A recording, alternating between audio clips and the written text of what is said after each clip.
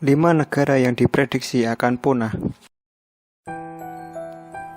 Bumi yang kita tempati memang menyimpan banyak kehidupan, namun kehidupan yang ada di bumi tak selamanya bisa bertahan alias akan mengalami kepunahan.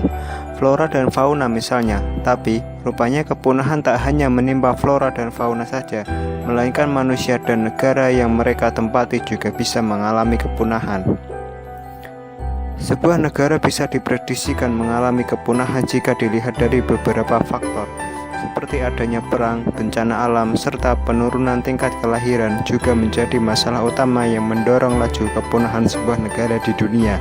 Bahkan, sederet penelitian telah mengumumkan indikasi kepunahan dari beberapa negara berikut ini. Walaupun baru dugaan dan belum tentu jadi nyata, 5 negara ini diprediksi akan punah. Apakah Indonesia termasuk?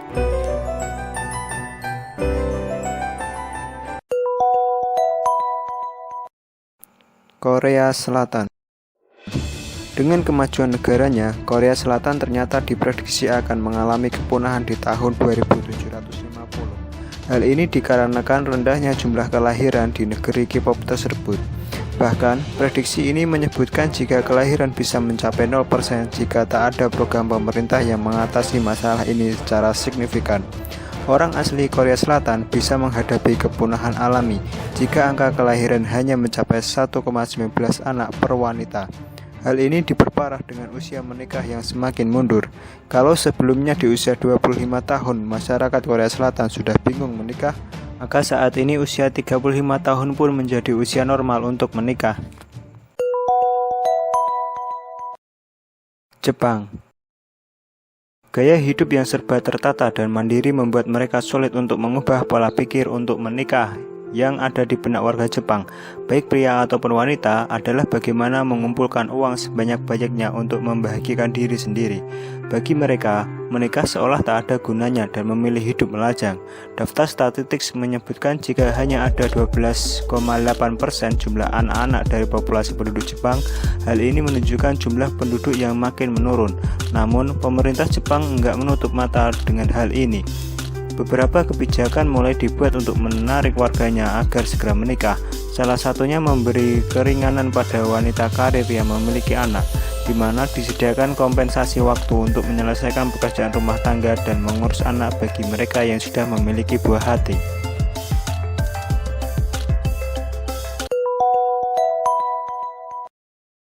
Tiongkok.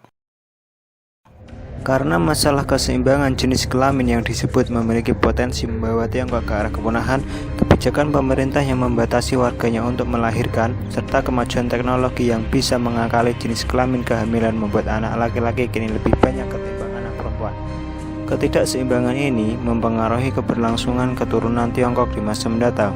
Meski hal ini sudah jadi kekhawatiran beberapa orang, namun kebijakan satu anak yang sudah berjalan sejak tahun 1980 itu masih belum mengalami modifikasi yang bisa meminimalisir dampak ketidakseimbangan jenis kelamin.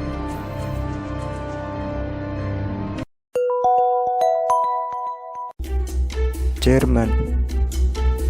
Sebuah studi dari perusahaan auditor Jerman BDO dengan Hamburg Institute of International Economics atau HWWI di tahun 2015 menyebutkan jika Jerman menduduki peringkat pertama sebagai negara dengan tingkat kelahiran terkecil. Dengan 8,2 kelahiran per 1000 penduduk, Jerman telah menggeser Jepang sebagai negara dengan tingkat kelahiran terendah di dunia. Data ini didapat dari studi dalam 5 tahun terakhir. Sejak 1972, angka kematian di Jerman telah melebihi jumlah angka kelahiran bayi. Dengan fakta ini, dapat diperkirakan jika persentase warga usia produktif di Jerman akan mengalami penurunan dari 61% ke 50% pada tahun 2030 mendatang.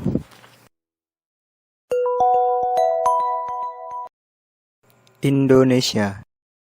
Indonesia saat ini adalah negara berpenduduk terbanyak keempat di dunia setelah Republik Rakyat Cina, India, dan Amerika Serikat.